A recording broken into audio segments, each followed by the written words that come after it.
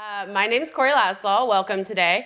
I'm going to talk to you a little bit about the creative side that I've been exploring for the last 10 years or so, how you can be more creative and make that part of your life as well, and why you would even care about doing something like that. If you don't know me, I've been around the Android community for a while, Android GDE, and I also do sketchnoting. So I'm going to talk about that a little bit here. And if you actually sketchnote, please try for this talk. That would be great. I would love to see your sketchnotes of it. But let's get started. So the thing you're probably thinking is, I'm not creative and I really don't care. I've never thought of myself as a creative person. This isn't something I can learn. Why am I even in this talk here listening to this? But I'm going to show you throughout the slides here that you actually are more creative than you expect you are, and how we use creativity in our everyday lives in technology. So I'll draw some parallels there. But basically, if you think about what we do as software engineers, we don't just take code snippets from Stack Overflow and then paste it into Android Studio and hope everything works. At least I hope you're not doing that. Yeah, sometimes maybe. But that's not really, you don't just like copy paste. That's not what a software engineer does. You have to learn and research a bunch of stuff and combine those into new ways of doing things. And really at its heart, if you think about what creativity really is it's a different mindset for how to think about how to do things in life. So basically it's taking information you already have and maybe some new information and combining those in unique and different ways that people may or may not have done in the past. But that's basically you using your creative ideas to come up with things that you can do and solve in your life. And we'll talk a little bit more about that later as well. But if you look at the definition here, this is basically what I'm getting at. It's talking about taking what you already know, some rules, some patterns, and things like that, and combining it in new and different ways to be able to come up with something new and interesting. And that can be not only just something like creating a piece of art, it can also be creatively living your life. For example, I've been on a creative sabbatical for the last 3 months, and I rearranged my life in a way to make that happen. And it's like, that's what creativity is. It's thinking about things in a different way, from a different angle, and using that to come up with a solution. And another thing that you probably are thinking is, I'm either born with creativity and art abilities, or I'm not. It's just, I could never do this. I'm magical. That person has magical skills. So if you see someone like Chuki sketchnotes and you're like, those are just amazing, I could never do that. I was there the day she started sketchnoting, so I've seen it evolve over time. She actually learned this skill, as did I, by practicing it. And I'm going to show you some of my awful drawing. So this is my drawing of myself this year, before going through a book called Drawing on the Right Side of the Brain, which if you haven't read that book, I highly suggest picking it up. It's, I'll talk about it a lot throughout this talk, most likely, but basically it's talking about how you, instead of trying to draw a specific thing, it's more how to think like an artist and see like an artist so that you can capture stuff. So on the left side, that was me drawing myself from looking through a mirror, and then Again, I've been on a creative sabbatical, so I've been dedicating a lot of time to drawing, but this was 2 months later. And that's a pretty marked difference. And I've tried to go through this book 3 different times. I always get stopped on the perspective chapters. Not because it's hard, but it's because I feel like I already know it, and then I stop doing it after that point. So hopefully this week I'm going to continue on past perspective chapters. But yeah, so the idea is, for example, here with my scarf, you see how there's like a little triangle? It's looking at the negative spaces and drawing those, and then the rest of the picture just kind of happens to come out of it over time, basically. So that's kind of how she teaches you to think about stuff. So it's a different way of looking at it, so you can actually start capturing what you're seeing in the moment. But the reason why we can do this is there's brain science, neuroplasticity. Basically, you actually have the ability to completely rewire your brain to make things easier for you over time. So if you think about the first time you used a new architecture pattern, it was really hard, you didn't know where it was, or maybe when you were first learning Kotlin, you didn't know where to stick the right things. You had to work your way through it until you finally learned a way that worked for you. And then you were able to do that and access that a lot faster. So basically, you create these superhighways over time by practicing particular skills. And creativity is one of those skills you can practice. And another thing people usually think is, I can't make a Van Gogh painting or anything like that. Probably not, neither can I, but creativity and art is not exactly the same thing. So creativity is a prerequisite for art. Yes, you need to think about things in an interesting way to be able to capture it, but art is different. It's more of artifact that comes out of creativity. But there are other outputs that could come out of creativity as well. Like I said, like basically arranging a 3-month travel schedule in which I could just travel the world and speak at conferences and stuff. That's a creative way to do things in your life, for example. But yeah, so art is scary. Everyone's like, oh, emotional beauty, emotional power, this isn't something I can create. But that's not what we're talking about here today. If you want to do art, and that is one of the mediums you can definitely pick up to practice your creativity, and we'll talk about more of what I've done and what you could do as well, but that's not the only path to creativity. And this one is a little bit more of what I was talking about. Basically, it's just this definition of art is practicing skills, and then you get better at it over time. Sweet. So that's just the little bit of why you might care. But we're going to talk about your brain and also some of the benefits that are going to happen from you practicing creativity. Now, I want to stress that if you came here for this talk and were thinking, she's going to tell me to do this one thing, and then you are going to be a creative person at the end of this, and this is exactly how it maps to my software engineering practice, I'm sorry to disappoint. The thing with creativity is it ends up permeating everything, and it's a little hard to say, well, I'm better at this because of that, but I'll talk about some of the things I've noticed over time that have emerged from the last 10 or so years where I've been trying to draw poorly up until fairly recently, and also did a lot of photography. But this is some of the benefits, and I'll go through them. Obviously, expression is pretty important to humans. We've been doing it forever. Cave paintings all the way through now. Software is another form of expression. And if you have 2 software engineers and you give them the same problem, they're not going to come up with the same solution, because that each person brings their biases, their past, their knowledge, and their ability to research and find stuff in new and interesting ways to come out with the thing that you have at the end, or the output. So basically it gives you a way to express. Now that's software. You're already expressing yourself fairly often in software. But if you're doing things like drawing or painting or dancing or whatever else, those are also forms of expression where you are sharing yourself with others. So I'm sure you've all felt flow, where you just look up at the clock and it's been 6 hours and you're like, where did that go? So it's really nice when you get into this, but as we know, it's really fragile as well. So if a project manager comes over and asks you what you're doing, then it's just all gone. You've already put the entire picture of the system in your head and it just comes crashing down. So what's really nice about creativity and practicing drawing and stuff like that, for me anyway, is I found a way to access that faster, to be able to get into flow more reliably and for longer periods of time. So that's something that could come out of doing a creative practice. Also, basically you start to see the world in a different way.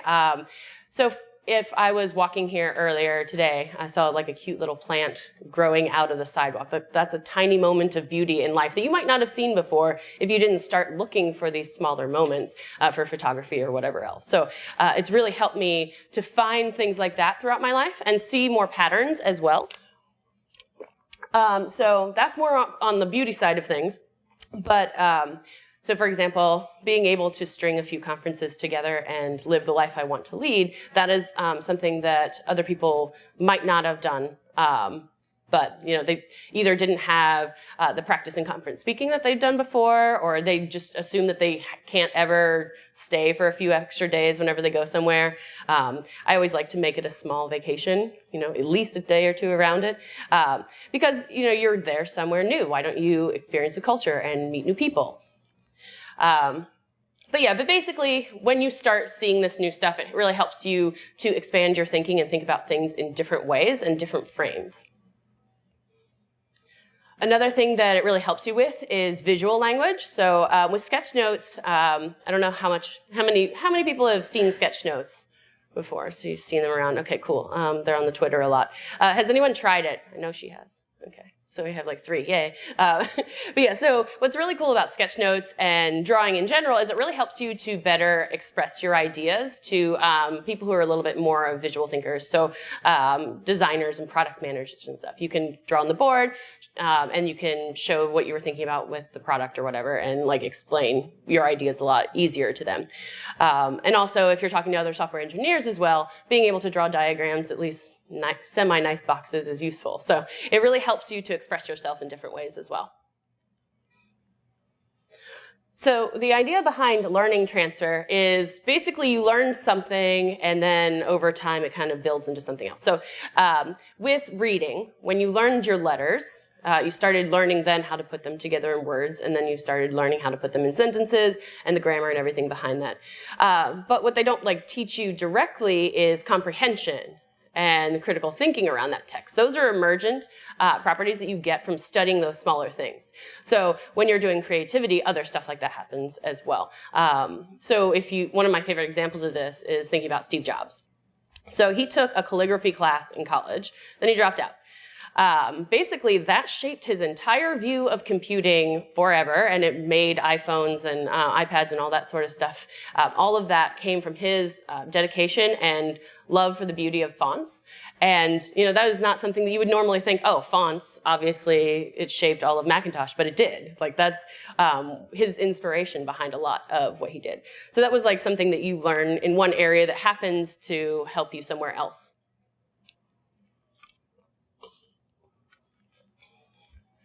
Also, it's a lot more sustainable. I don't know how much you work, but I don't like working more than 40 hours. I've definitely been at jobs where I have, and life gets super out of balance. But what's really nice about having something to go home to is you have something to counterbalance the stress at work. So if you come home and you take photos for an hour, or you take photos the entire commute home, or you come home and draw, it really helps you to unplug and have a more balanced life and be able to so it's kind of cool because not only are you unplugging from work, but you might give yourself enough rest to actually start solving the problems for work. So if you were banging your head against the desk for a while and you couldn't solve something, then you went home and you just go create for an hour or two. At the end of that, you might have a moment where you're like, oh, that's how I solved that, or a shower moment or something. So actually giving your brain the ability to rest really helps you to be better at your jobs as well.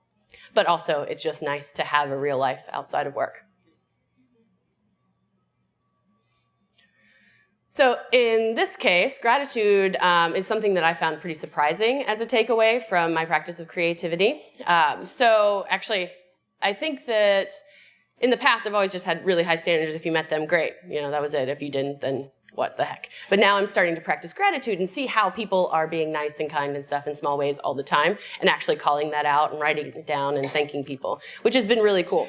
But then you're also, like I mentioned before, the little weed growing out of the sidewalk. That's something else you're grateful for. Oh, look, life is springing from this concrete jungle. I don't know. It's just, you can see a lot more of the beauty around you in life. And it's just, I'm just seeing much more than I would. Up here, we've got these nice little angled lights down here. I really like how those all, line up. I don't know, it's just stuff like that. It's just you notice a lot more in your life and can be more thankful for it because you can actually notice it. And then finally, what's not to like about being fun? I mean, you would find, okay, there's things that you would think you're not good at and you'll just beat yourself up all the time trying it, but there is a medium out there for you that you would actually enjoy and find some fun in. So I like doing it and I keep doing it because it's fun, and I get bored really easily, so I like to mix it up, and I'll find new and different mediums to play with all the time, which is also another form of fun for me. I don't know if you're the same way. But basically, this is one of the main things that keeps me going with my creative practice.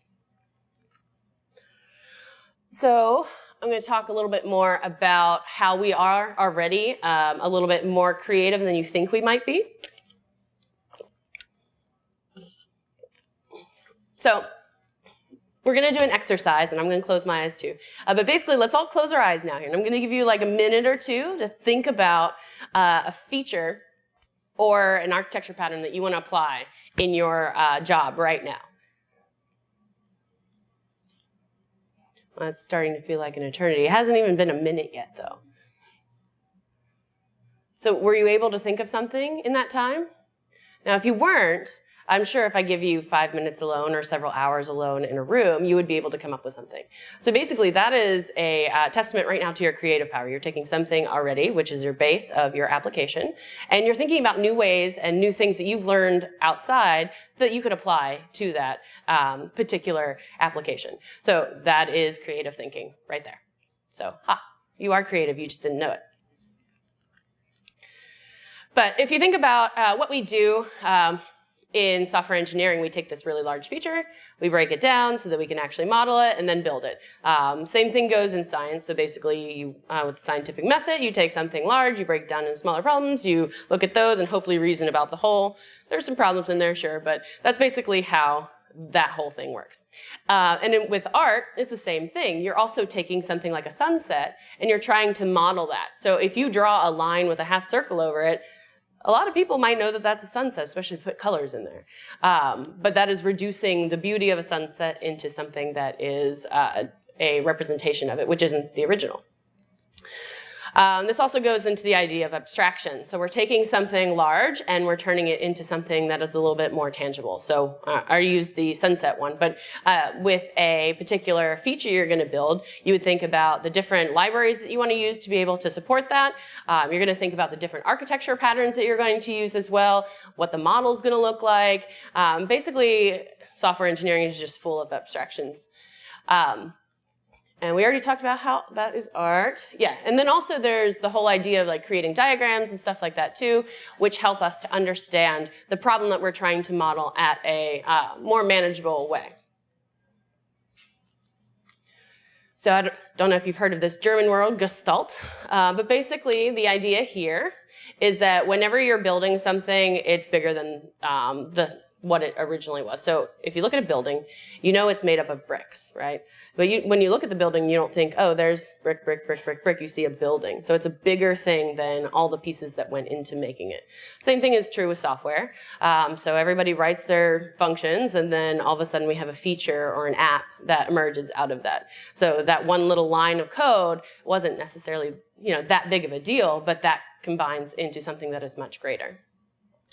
And if you're thinking about doing this in art, there's another definition of this, is like the thinginess of the thing, which is kind of hard to explain. But if you're drawing me, so if you remember that first picture, that didn't look like me at all, the one that was on the left-hand side. But the one on the other side looked a lot like me. So it was like, at some point, that drawing, as you built it up, ended up looking like me. So that's Gestalt as well. So that's how that kind of shows up in art.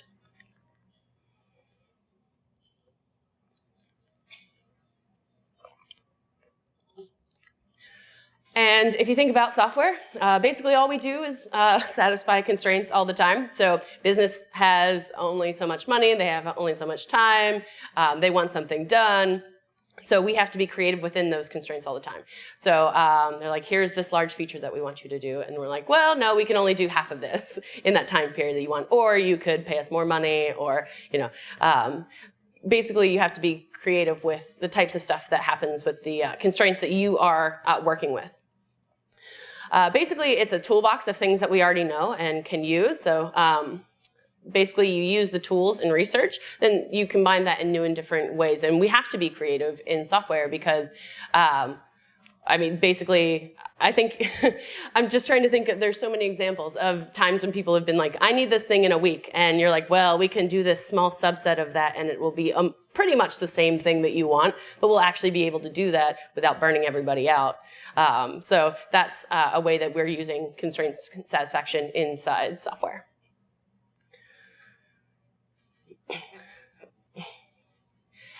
This is my only code slide in here. And I'm a little bit of a poser because I haven't written a ton of Kotlin yet. But this is in Kotlin. But basically, the idea, this goes back to expression. So basically, what I like to do when I'm writing my software is tell a story with my code. So it's not just the name of a thing. It's like, when I'm doing naming, I don't just say a what. I'm trying to also say a how or why that it surrounds it. So if you have a function where you could just say calculates 2 times 4, square or whatever, but why do you care about that? So you might have like that one that does a particular thing, but then you combine those into 3 lines here, and then you have a function that describes the larger thing that you're talking about. So what's really cool is being able to be expressive. But basically, I like my code to look a little bit more like paragraphs and readable, so you can understand the background behind what I'm trying to do. And maintainability is also, something that we generally strive for. So if you think about the agile process in general, it's the idea of, basically iterating and creating small things and then doing it over and over again, getting feedback, and then finally shipping something at the end of that. If you think about a creative work or an artwork, so let's talk about a sculpture, for example. They're not going to just start with a slab of concrete. They might, and then chisel it out. More likely, they're going to do sketches of what they might want to do. Think about the different materials that they're going to use, and then continue to iterate on that process and figure out how they want to build that in the end. And like, do you want to build the small thing first and then stack it on top, or is it just a big slab you're going to carve out of? So you have to think about things. You know, when I talked about breaking down the abstractions and the modeling and stuff, it really permeates a lot of what we do. And I think you're already familiar with this in software. Basically, we theoretically get small chunks of work, we do them, and then we get feedback, and then we continue to iterate and refine. So those are some of the parallels between software engineering and how you're already using creative stuff here, as well as art, and how that all kind of fits together. The next part we're going to talk about is really more how you can create your creative process, and talk about some of the different mediums, and then I'll also tell you a little bit more about what I've been doing creatively throughout the years and how I kind of got here. So I mentioned the book, Drawing on the Right Side of the Brain. Basically, in 2000, I think it was 5, I've, on a whim, decided I kind of wanted to learn how to draw because I just thought I really sucked at it, because I did. And so basically, I picked up this book. I don't even remember if somebody recommended it. I think I just found it somewhere. I don't know. But it was a really great book, because some of the things I had done before that were, here's how to draw a house, or here's how to draw, you know, a specific thing. But this book was about how to think like an artist so that you can actually capture what you're seeing right now in front of you. So basically that book was pretty transformative in general. So I've already talked a little bit about it throughout this talk, but there was a section on the brain science behind neuroplasticity and how it's not an art, how it's not how it's a skill that you can build over time and not just a talent that you're born with, and talks about how you can do that. She gives you a bunch of different ways to also tap into your creativity at that moment and make your inner critic shut up. That's one of the really useful things I forgot to mention in the benefit slide. We'll talk about that a little bit later. But basically, for example, she'll have you look at your hand and draw all the little tiny lines without looking at the paper you're drawing. So your left brain is like, what are you doing? This is stupid. Please stop doing that. This makes 0 sense. Eventually, it'll shut up and let you do what you're trying to do. Same thing with turning a photo upside down if you start drawing it, because it's like, that doesn't make any sense, and it just kind of freaks out until it shuts up. So she gives you a lot of tools like that to make sure that the inner critic can shut up and you can access flow as quickly as possible. And that's when you're like in your right side of the brain, when you're in your flow, then you can actually, you're just thinking in a different way. You're more seeing the whole, and you're seeing how all the pieces fit together instead of being very analytical and specific about things. It's like when you try to draw a finger when you're in your left brain, it just looks like a sausage, but if you try to draw it when you're in your right brain, then it's usually a lot more expressive and closer to what it actually looks like. Excuse me. So that's where I started with. I started with drawing. And I also did some, what else did I do? A little bit of watercolor and oil painting that year as well. Basically what I would do for each Christmas is kind of choose a new medium and create something for all the people on my list in that particular medium. So like one year it was watercolor, one year it was oil painting, one year it was drawing, one year it was cross-stitching. I don't know. But yeah, so basically that's where I kind of continued going through there, and then I dropped it after a year. Because I just wasn't really that into drawing or painting. And then I did photography for about 10. And then actually seeing Chuki doing sketch notes the day that she started at Write Speak Code, this was 2015, we both started doing it that day. And my sketch note, actually I'm going to show you a picture, was not very pretty. This was one of my first sketch notes that day. But that ended up getting me back into drawing just because it was a lot of fun. And for example, this is a sketch note 2 years later that I created, but we'll come back to that. But basically that's kind of my path. And since then I've been doing sketchnoting almost daily. I do it a lot. So you can do it just in talks. That's how it got started. But then I started doing all my notes and my diary and sketch notes and like my work notes. So if you go to all these corporate meetings, which I go to a lot of them, I basically turn that into a fun time instead of a boring meeting. So it's really nice to look at your notes later as well. But yeah, so I've got some good news and bad news about building your creative process. You actually have to do it. And you have to choose some sort of regular cadence and continue to do that. So for me, I mean, I'm not strictly daily at all. I'm a little more inconsistent, but I do it probably at least 5 times a week, 5 times a week. But so what I was doing at first is trying to do it in the evenings. I just came home burnt out from work and never did anything, basically. So what I did instead is rearrange my schedule. So I was waking up at 6 a.m. in the morning. I really don't like mornings, by the way. And then exercising, and then I'd wake up in like mile 1, and then I would come home and do art. And I would do that for like 2 hours, and then I'd shower and go to work. So I found that that was actually really nice because it gave me a lot of time for myself in the morning. So I felt like more of a human instead of just a factor of production, which was really nice. So you might not want to completely schedule your entire life around creativity, but I would highly suggest it, or at least giving yourself some more time in the morning for yourself. It doesn't have to be a creative project. But yeah, so that's what I've been doing. Also, like I mentioned, I'm on a creative sabbatical right now. It's probably going to start being productive again. Not that creativity isn't productive, but I've been, for the last 3 months, basically drawing every day and going to museums in London and just kind of hanging out. And that was mostly what my job was for a while, which was pretty cool. But now that you have like an idea of how often you want to practice, you're also going to want to choose a medium. So there's a lot of different ones you can choose here, obviously. It just really depends on what makes you passionate. For me, that was more drawing, and sketchnoting and stuff has been really cool. I still really like photography, so some of the stuff, all the pictures, here we go, like that's pictures of graffiti I took in Brazil. I also like painting graffiti-esque sort of things, which is fun. But basically, it's kind of endless. You could do dance. I've talked to some people about how like creative dance choreography stuff, what they've been doing. That's not something I really could do, but is there anything that you really wanted to do already that you thought you suck at and you don't want to try it because you're afraid? You could try and not show anyone, and then you've just tried it and it's great. But yeah, so basically you just need to choose something. I like to go to an art store, buy random stuff.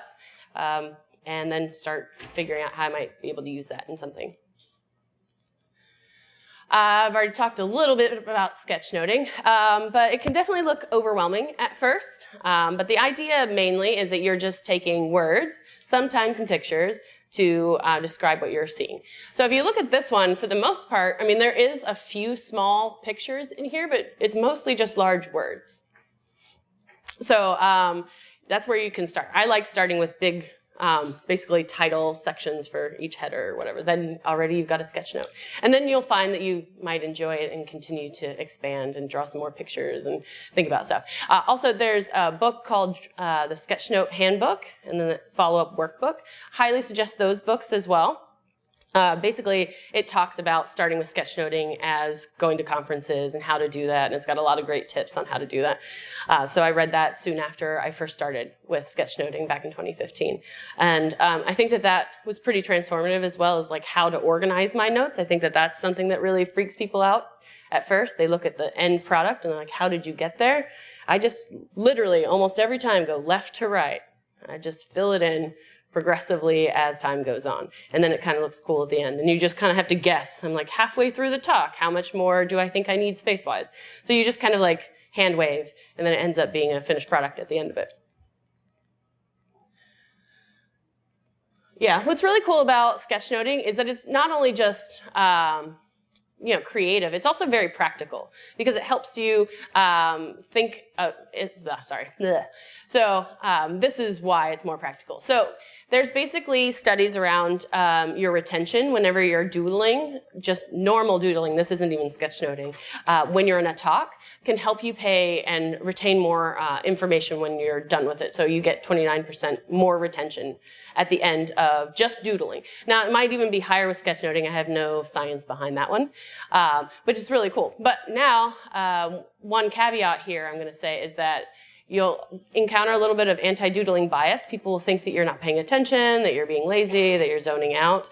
I find that I actually am hyper-focusing whenever I do that, instead of not paying attention. I actually have some people who have seen me sketchnote at conferences, and they're like, I thought you weren't even paying attention at all, and you never looked up. But then, you see the thing at the end. Obviously, I was paying attention because I was able to capture what was happening in the talk in the sketchnote.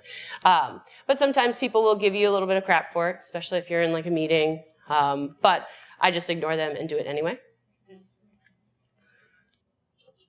What's really cool about it, though, is basically you're taking both the left and the right brain at the same time, and because you're being a little bit more creative with the way you're doing it, but you're also still capturing the analytical side of it as well at the same time.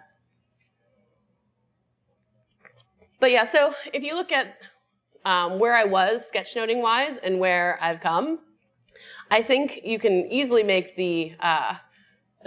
you can see here how it is actually a skill that you can build over time. So I just definitely think of myself as not an artist, not a person who can draw very well.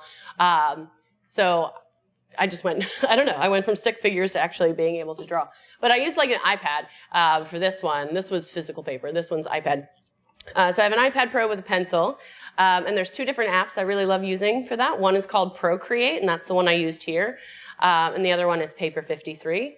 That's the one I usually use for sketch notes, but this one was made in Procreate.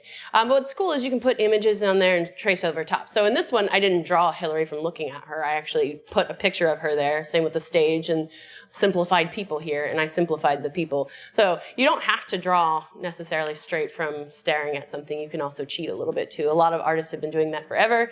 Van Gogh really wasn't good at drawing for a long time. He used this projection thing for a while, and then eventually he learned how to draw when he went to school for it. But you don't have to have every perfect skill to be able to create things. But yeah, so practice sketchnoting if you want. It's a lot of fun. I mentioned this a little bit before the inner critic. Basically, I don't know if yours is really loud. Mine's a jerk. She says mean things to me all the time.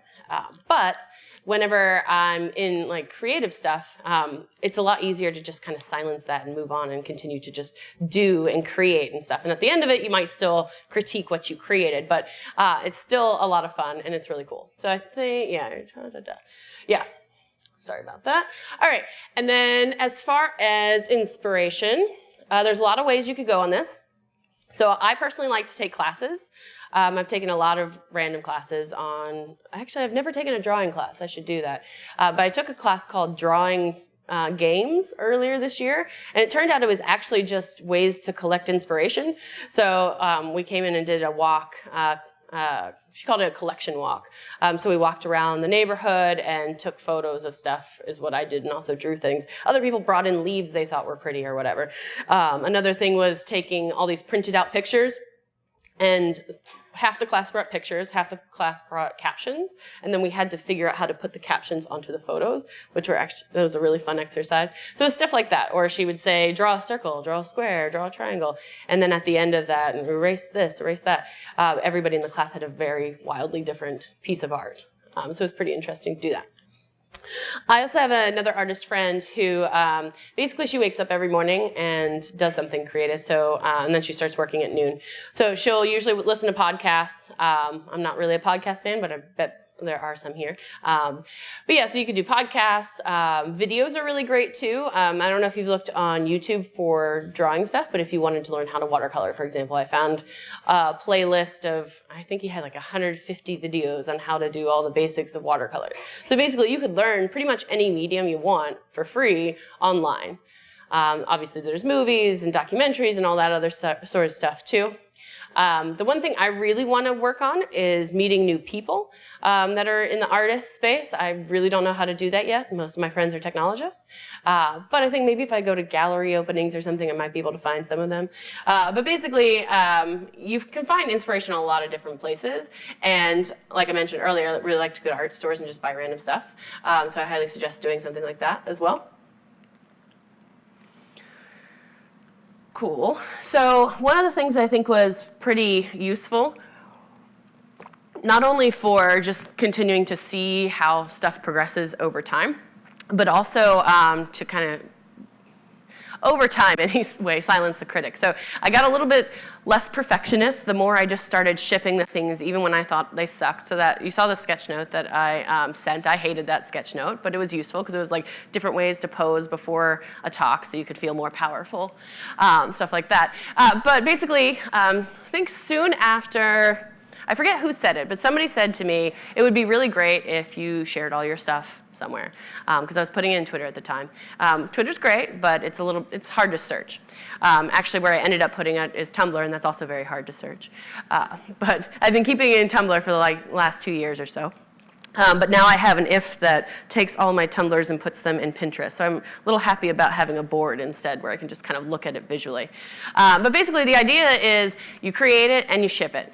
No one has ever said to me, wow, your drawings suck. Why are you doing this? Usually people are like, oh, wow, that's really cool. I wish I could do that. I don't think I can, but blah, blah, blah. So, I mean, you can help others by creating out loud. You can help yourself become a little bit less of a perfectionist. That's one of the other things with sketchnoting too, is if you do it in pen, like there's no erasing with pen. You have to just figure out what to do with the misspelled word you did there. Are you gonna put an arrow or a bow on it or something? So like you have to get creative with that. But basically, I've been sharing forever. I still share it on Twitter all the time, and I've got that Tumblr and a Pinterest board, which I can link you to later if you wanna check those out.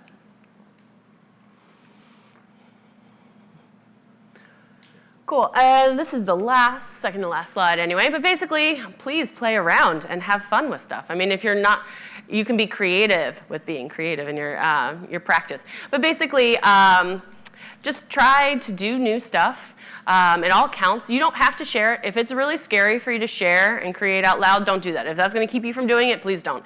But I found it useful because it really helped me continue to push stuff out because I got positive feedback from people that made me want to keep going with it and experimenting and trying new things. But basically, as we've covered today, creativity is not just for artists. We are more creative than we think we are already as software engineers. I mean, that's kind of our job. And I can't wait to see what you create. Thank you.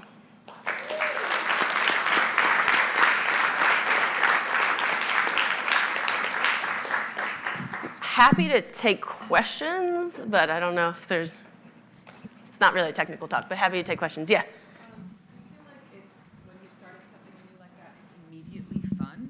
Do you feel like it's immediately fun, or is it sometimes like work? Is it results driven? Like the better you get, the more fun it is, and then it just keeps going? Yeah, I mean, because you don't start out looking perfect whenever you do the first things, like it can be hard, especially with the inner critic being like, you're a jerk, you suck, why are you doing this? But yeah, as it gets better, then over time, then it starts to be self-reinforcing as well. So yeah, I mean, you're not going to necessarily immediately every time you pick up a new medium be like, yes, I want to do this. But if you have a vision of what you want to do with it, like for Christmas, I am going to draw something for everybody, then you have a reason to continue going with it. You might need to make up your own reasons around that. Yeah, so goals can be helpful for that, or having a particular project you want to work on. Yes?